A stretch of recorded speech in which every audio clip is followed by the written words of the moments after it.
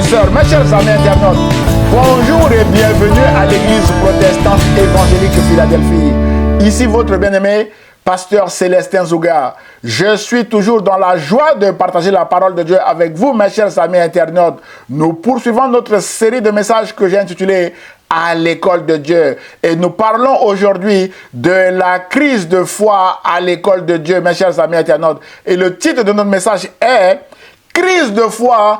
Que faut-il faire, mes chers amis internautes et frères et sœurs?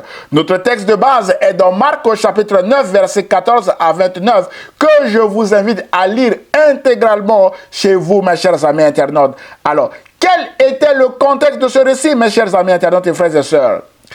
Frères et sœurs, il s'agit du récit d'un homme en larmes, d'un homme en souffrance et d'un homme en crise de foi à cause de son enfant qui est sous l'emprise d'un esprit qui le rend muet et qui le fait souffrir depuis sa naissance en le jetant dans l'eau ou dans le feu pour le tuer, mes chers amis. Cet homme a demandé aux disciples de Jésus de chasser ce mauvais esprit, mais ils n'ont pas pu le faire en l'absence de Jésus, qui était encore sur la montagne pour sa transfiguration avec Pierre et les deux fils de Zébédée, Jacques et Jean, mes chers amis internautes. Frères et sœurs, Jésus descend de cette montagne et trouve les autres disciples en train de discuter avec les spécialistes de la loi au lieu de s'occuper de cet enfant. Jésus pose la question au verset 16, mes bien-aimés, en disant « De quoi discutez-vous avec eux ?»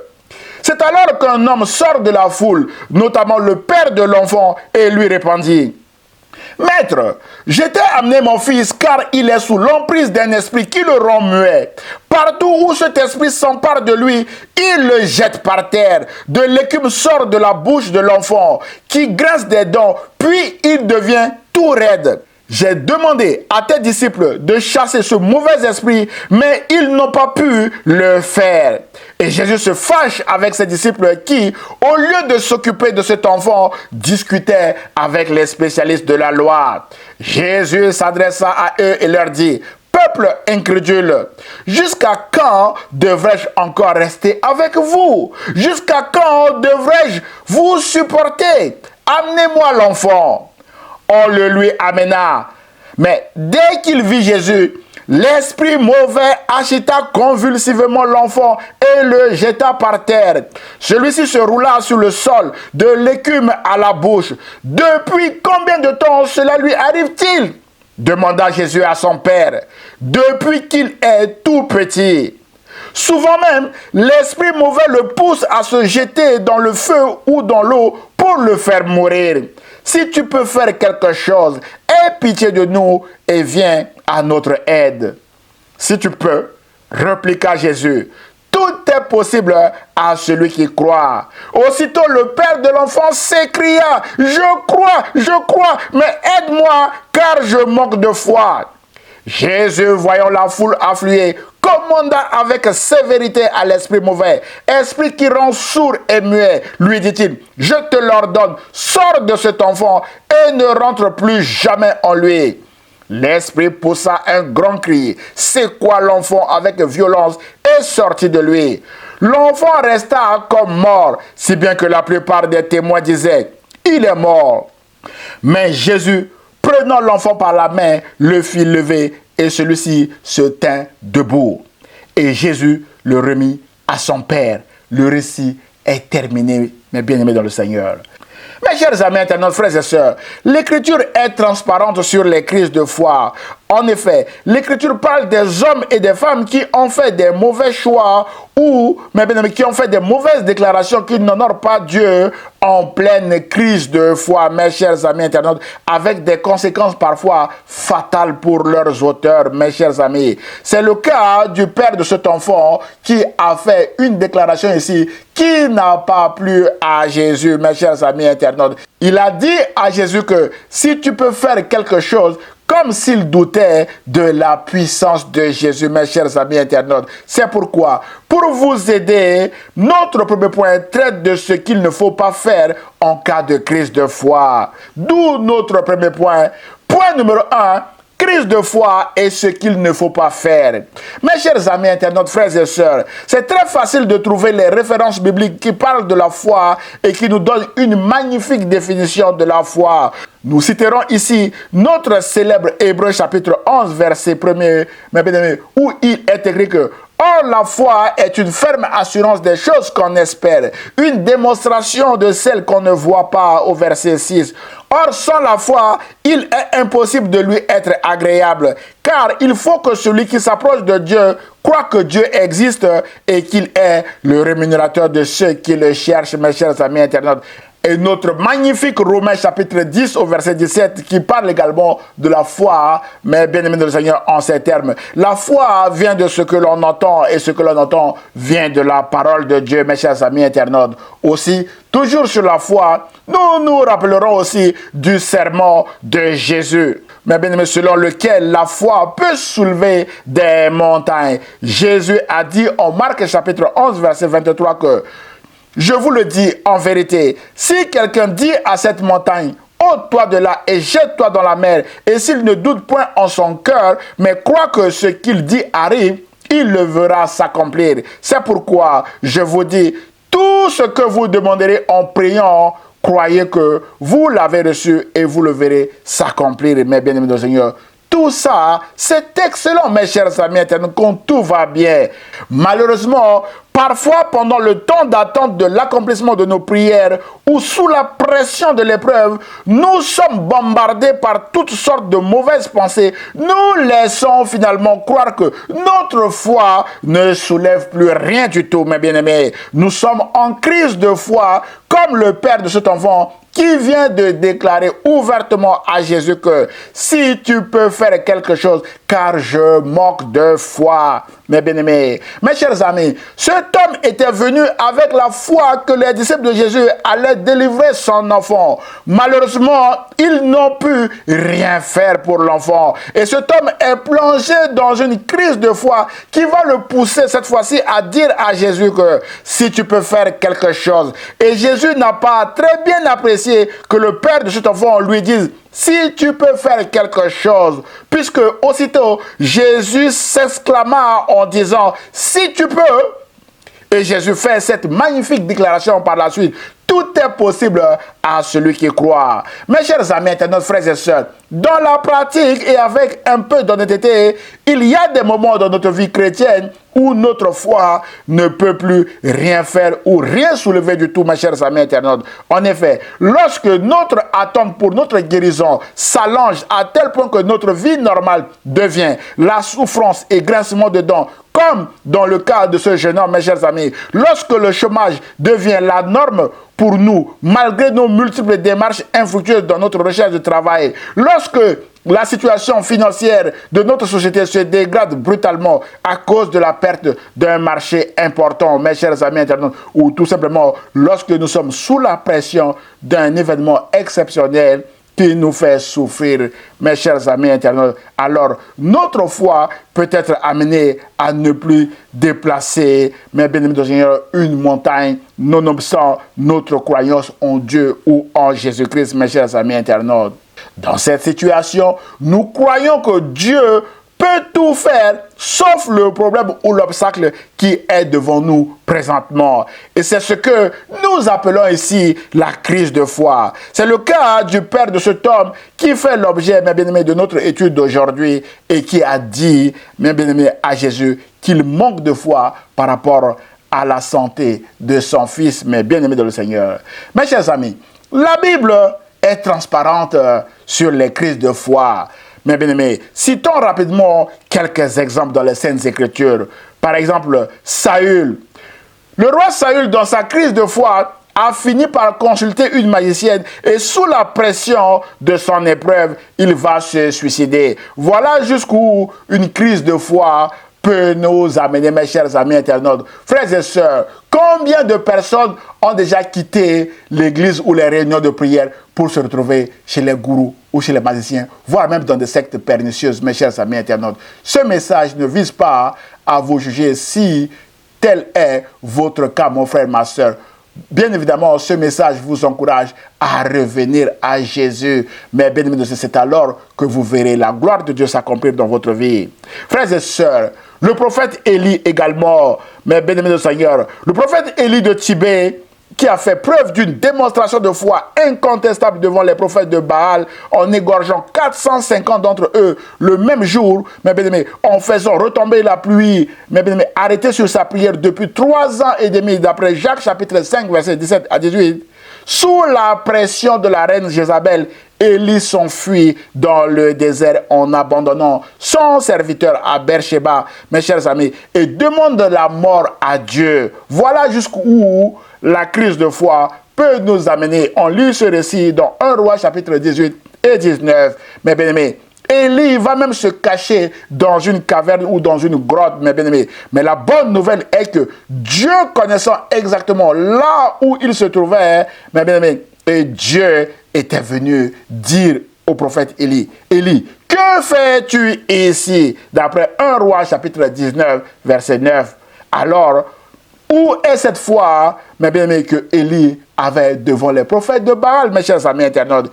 Et Dieu, mes bien-aimés, voyant que Élie était en crise de foi, Dieu va venir vers lui et Dieu va lui redonner de la force, mes chers amis internautes, en disant à Élie, va, reprends ton chemin, en 1 Roi chapitre 19, verset 15. Cette parole va donner la force à Élie qui va reprendre son chemin comme Dieu l'a dit. Mon frère, ma soeur, peut-être que vous vous êtes aussi caché dans votre crise de foi en vous retirant de l'église, de la cellule de prière. Dieu vous dit, allez, reprenez votre chemin dès aujourd'hui. Mon frère, ma soeur, levez-vous et reprenez votre chemin. Reprenez le chemin de l'église. Reprenez le chemin, mes bien-aimés, de la cellule de prière. C'est alors que vous verrez la gloire de Dieu, mes chers amis internautes, parce que Jésus a dit, si tu crois, tu verras la gloire de Dieu. Sous-entendu, si tu ne crois pas, tu ne verras pas la gloire de Dieu, mon frère, ma soeur. Mes chers amis, toujours au rang des personnes qui ont connu une crise de foi, nous voulons souligner ici le cas de Jean le Baptiste. Jean-Baptiste est l'homme qui a prêché à ses contemporains la repentance en les invitant à préparer le chemin du Seigneur, à aplanir ses sentiers.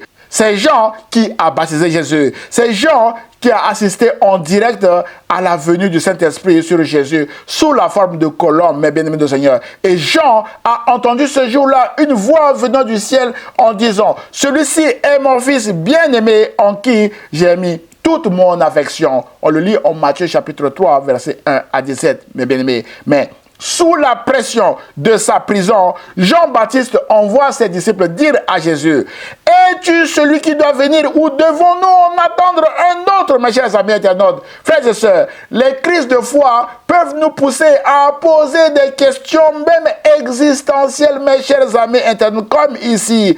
Il envoie dire à Jésus, « Es-tu celui qui doit venir ou devons-nous en attendre un autre ?» D'après Luc chapitre 7, verset 19, mes bien-aimés. Où est la foi de Jean le Baptiste qui prêchait dans le désert, mes chers amis internautes? Mon frère, ma soeur, dans la suite de ce récit, Jésus dit aux envoyés de Jean le Baptiste que allez rapporter à Jean ce que vous avez vu et entendu. Les aveugles voient, les boiteux marchent, les lépreux sont purifiés, les sourds entendent, les morts ressuscitent. La bonne nouvelle est annoncée aux pauvres. Heureux celui qui ne perdra pas la foi à cause de moi. D'après Luc chapitre 7, verset 22 à 23. Mon frère, ma soeur, ne laissez pas votre épreuve détruire votre foi, car Jésus a dit, heureux celui qui ne perdra pas sa foi en lui, mes chers amis internautes. C'est pourquoi, peu importe votre épreuve, continuez de regarder à Jésus et non à votre prison invisible ou visible, mes chers amis internautes. C'est alors que Jésus, qui est la lumière du monde, viendra vous éclairer dans votre noirceur. Jésus viendra éclairer votre vie afin que vous puissiez témoigner de sa grandeur autour de vous. C'est pourquoi faites confiance à Jésus, mes chers amis internautes, car le meilleur est derrière cette épreuve que vous traversez actuellement. Mes chers amis, nous voulons également citer le cas de l'apôtre Pierre au rang des personnages qui ont connu une crise de foi. Pierre, sous la pression des événements marquant l'arrestation et le procès ignoble de Jésus, a combattu à coups d'épée avant de régner Jésus en déclarant 3 fois ne pas le connaître, mes chers amis internautes. Frères et sœurs, parfois, face à l'épreuve, nous perdons nos moyens et nous pouvons même passer à la main ou prendre les mêmes armes que nos ennemis. Non, mon frère, ma soeur, ne prenez pas les mêmes armes que vos ennemis. Votre arme, c'est la prière, mes chers amis internautes. Frères et sœurs, à Pierre qui a essayé de manipuler l'épée, Jésus a dit à Pierre, remets ton épée en place car qui tue par l'épée mourra par l'épée. C'est pourquoi ne prenez pas les mêmes armes que vos ennemis parce que vous allez perdre le combat, mes chers amis internautes. Frères et sœurs, mes chers amis internautes, la question que nous nous posons ici est où est la foi de Pierre qui a déclaré qu'il pouvait aller même jusqu'à la mort avec Jésus, mes chers amis internautes. Frères et sœurs, Jésus savait bien que Pierre allait traverser cette épreuve de crise de foi en lui disant en Luc 22, 32 que « Simon, Simon, Satan vous a réclamé pour vous cribler comme le froment, mais j'ai prié pour toi afin que ta foi ne défaille point. Et toi, quand tu seras converti, affermis tes frères. » Mes chers amis internautes, et quand Pierre est revenu, Jésus lui a dit « Paie mes brebis, Pierre. » C'est ce que Pierre a fait avec toute son énergie par la suite dans son ministère, mes chers amis internautes.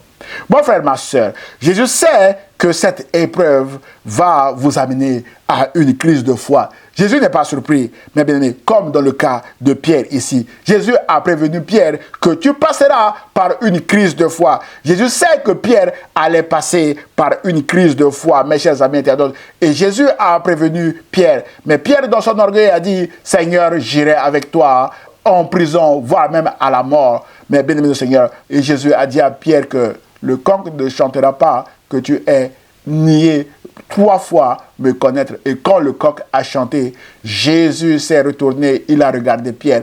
Et Pierre savait quel était le regard de Jésus sur lui en ce moment-là. Mais bien aimé le Seigneur, mon frère, ma soeur, dans vos moments de difficulté, dans cette épreuve, Jésus sait que vous allez traverser cette épreuve. C'est pourquoi prenez courage, mes chers amis internautes, et revenez dans votre ministère. Si vous l'avez abandonné comme Pierre, mon frère, ma soeur, revenez à l'église, revenez à la cellule de prière. Mes bien-aimés dans le Seigneur, Jésus savait que vous allez traverser cette épreuve. Et Jésus a même d'ores et déjà prié pour vous. C'est pourquoi, rassurez-vous qu'après cette épreuve, il y aura le meilleur pour vous dans votre ministère, comme dans celui de Pierre, mes chers amis internautes. Frères et sœurs, mes chers amis internautes, dans notre récit du jour, sous la pression de la maladie de son fils, cet homme a déclaré à Jésus que « Si tu peux faire quelque chose, aie pitié de nous et viens à notre aide. » Si tu peux, répliqua Jésus.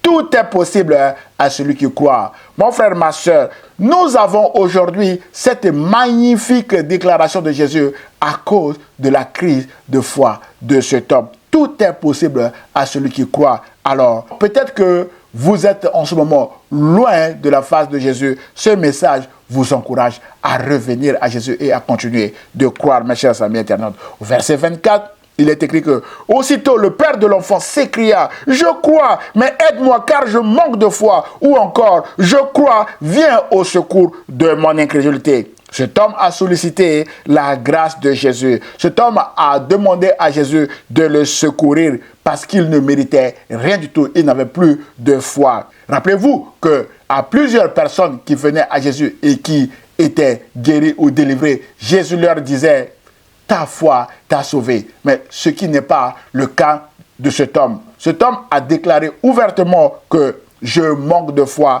viens au secours de mon incrédulité ». Par grâce, mes chers amis internautes, et Jésus est intervenu dans la vie de l'enfant de cet homme. C'est ce que nous allons voir maintenant, mes chers amis internautes, dans notre deuxième et dernier point. Point numéro 2, la grâce de Jésus renouvelle notre foi, mes chers amis internautes, comme cette grâce qui a renouvelé la foi du père de cet enfant. La Bible déclare en Marc chapitre 9, verset 25 à 27 que Jésus, voyant la foule affluer, commanda avec sévérité à l'esprit mauvais. Esprit qui rend sourd et muet, lui dit-il, je te l'ordonne, sors de cet enfant et ne rentre plus jamais en lui. L'esprit poussa un grand cri, secoua l'enfant avec violence et sortit de lui. L'enfant resta comme mort, si bien que la plupart des témoins disaient, il est mort. Mais Jésus, prenant l'enfant par la main, le fit lever et celui-ci se tint debout. Et Jésus le remit à son père. Mes chers amis, nos frères et sœurs, Dieu avait un plan pour cet enfant, mais ce démon voulait le tuer dans le feu ou dans l'eau avant l'accomplissement de ce plan. Mais Dieu a dit non jusqu'à ce que Jésus vienne au secours de cet enfant. Jusqu'à ce que Jésus vienne au secours de l'incrédulité du père de cet enfant, mes chers amis internautes. Son père a dit à Jésus, rappelez-vous que souvent l'esprit l'a jeté dans le feu pour le faire mourir. Mais la bonne nouvelle est que le feu ne l'a pas tué à cause de cette grâce spéciale qui était sur cet enfant, car Dieu avait un plan pour lui, mes chers amis internautes. Et le Père dit à Jésus également, souvent l'Esprit l'a jeté dans l'eau pour le faire mourir. Mais la bonne nouvelle est que l'eau ne l'a pas non plus tué à cause de la grâce spéciale qui a surabondé dans la vie de cet enfant, malgré ses multiples épreuves, mes chers amis internautes. Dieu a veillé sur cet enfant jusqu'à ce que son fils Jésus-Christ arrive et le délivre totalement de l'emprise de cet esprit mauvais et méchant. Mais bien aimés, et ce, parce que Dieu a dit en Ésaïe chapitre 43, verset 2 que si tu traverses les eaux, je serai avec toi. Et les fleuves, ils ne te submergeront point. L'eau n'a pas submergé cet enfant. Si tu marches dans le feu, tu ne te brûleras pas et la flamme ne t'embrasera pas. La flamme ici n'a pas embrasé cet enfant, mes chers amis internautes. Voilà pourquoi cet enfant n'était pas mort avant l'arrivée de Jésus. Jésus l'a délivré et l'a remis à son Père et le récit est terminé.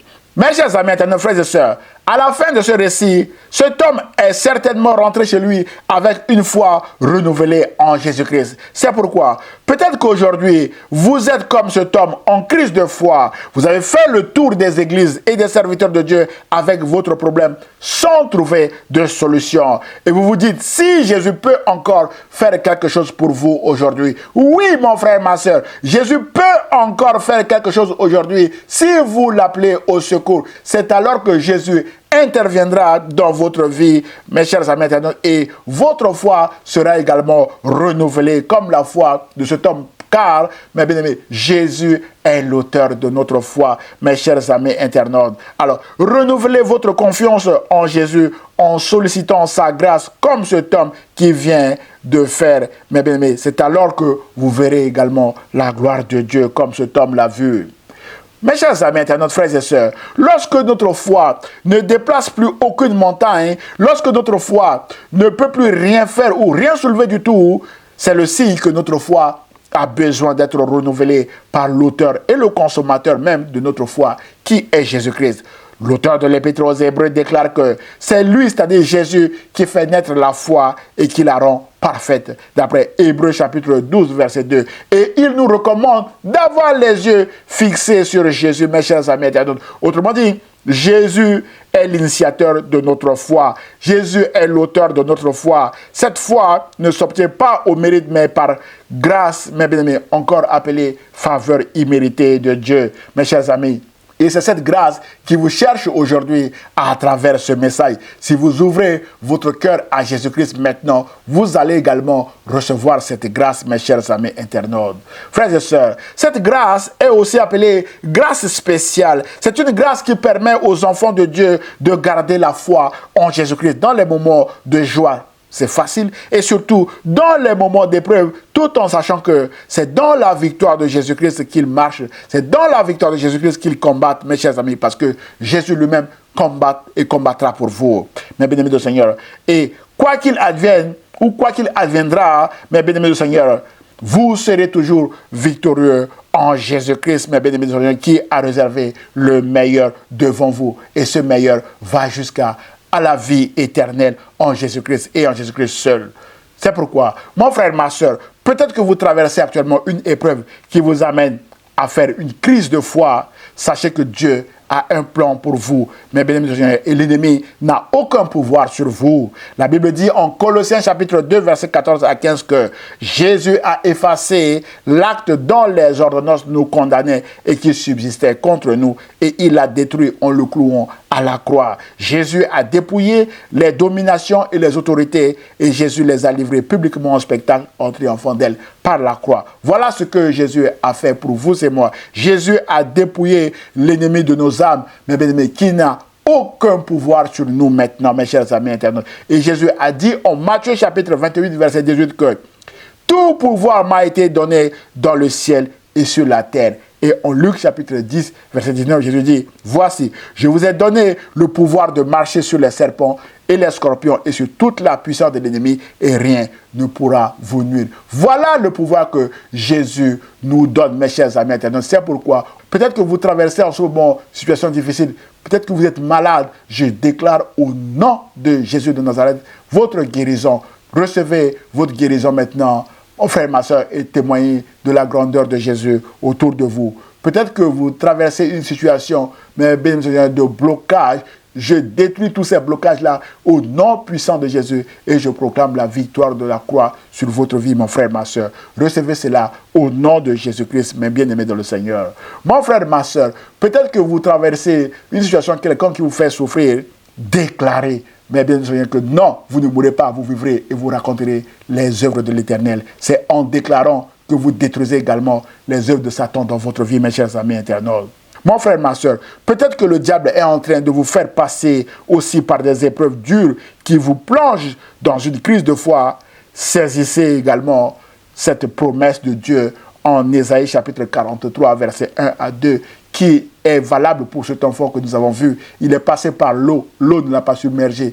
Il est passé par le feu ne l'a pas brûlé. Cette promesse est également pour vous, mon frère, ma soeur, où Jésus a dit, ne crains rien, car je te rachète. Je t'appelle par ton nom. Tu es à moi. Si tu traverses les eaux, je serai avec toi. Et les fleuves, ils ne te submergeront point. Si tu marches dans le feu, tu ne te brûleras pas, mon frère, ma soeur. Et la flamme ne t'embrasera pas, mes bien-aimés de le Seigneur. C'est le cas de cet enfant, mes chers amis. Il n'était pas mort avant l'arrivée de Jésus. Vous aussi, vous ne serez pas morts dans cette épreuve, mon frère, ma soeur, mais vous témoignerez de la grandeur de Dieu après cette épreuve, mais bien parce que Jésus-Christ va intervenir maintenant même dans votre vie pour vous faire sortir de là, mes chers amis, comme il a promis que le feu ne vous embrasera pas, ni l'eau ne vous submergera pas, mon frère, ma soeur.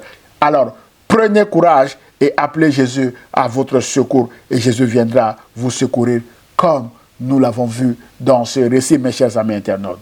En conclusion de notre message aujourd'hui, mon frère, ma soeur, la grâce spéciale qui permet de garder la foi dans les épreuves est réservée aux enfants de Dieu. C'est pourquoi, peut-être que vous ne connaissez pas encore Jésus-Christ, mes bien-aimés, et vous vous battez tout seul dans vos problèmes, dans vos difficultés. Ce message vous présente Jésus comme étant le Fils de Dieu, et ce message vous encourage également à l'accepter comme votre Seigneur et votre Sauveur, aujourd'hui même et non demain. Parce que la Bible dit que si vous entendez sa voix aujourd'hui même, n'endurcissez pas votre cœur. Mon frère, ma soeur, la Bible dit que à tous ceux qui l'ont reçu et à ceux qui croient en son nom, Jésus leur a donné le pouvoir de devenir enfants de Dieu. D'après Jean chapitre 1er, verset 12. Mon frère, ma soeur, Jésus veut que vous deveniez aujourd'hui même enfants de Dieu si vous l'acceptez comme votre Seigneur et Sauveur. C'est alors que Jésus va vous donner la foi qui vous permettra de résister aux épreuves de la vie, d'avoir ce repos de la foi qui va vous conduire vers la vie éternelle. Voilà le but final de ce message. J'ose espérer que ce message vous a fait du bien. Alors, commentez-le, aimez-le et partagez-le à vos proches également. Que Dieu vous bénisse. Mais bénissons le Seigneur. Prions le Seigneur. Seigneur, je prie pour mon frère ou ma soeur qui vient d'écouter ce message. Tu connais ses luttes et ses combats. Peut-être que ces luttes et ces combats le ou la met en ce moment dans une crise de foi. Je prie au Seigneur afin que tu interviennes pour délivrer miraculeusement mon frère ou ma soeur et qu'il ou elle puisse témoigner de ta grandeur autour de lui ou autour d'elle. Je prie au nom de Jésus et l'Église protestante évangélique Philadelphie répond Amen. Frères et sœurs, mes chers amis internautes, si vous avez été bénis par ce message, merci de le liker et de le partager à vos proches afin de les bénir également.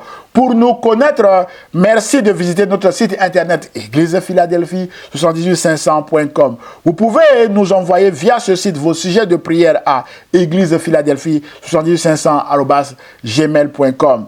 Vous avez tous les liens en bas de cette vidéo pour nous soutenir et nous contacter. Nous aurons le plaisir de vous répondre et surtout de prier pour vous. N'hésitez pas de vous abonner à notre chaîne YouTube ou à notre page Facebook afin de recevoir des alertes sur nos prochains messages. À dimanche prochain, à 10 h sur la page Facebook ou sur la chaîne YouTube de l'Église protestante évangélique Philadelphie. Et ce, si Dieu le veut. À très bientôt mes chers amis internautes. Au revoir.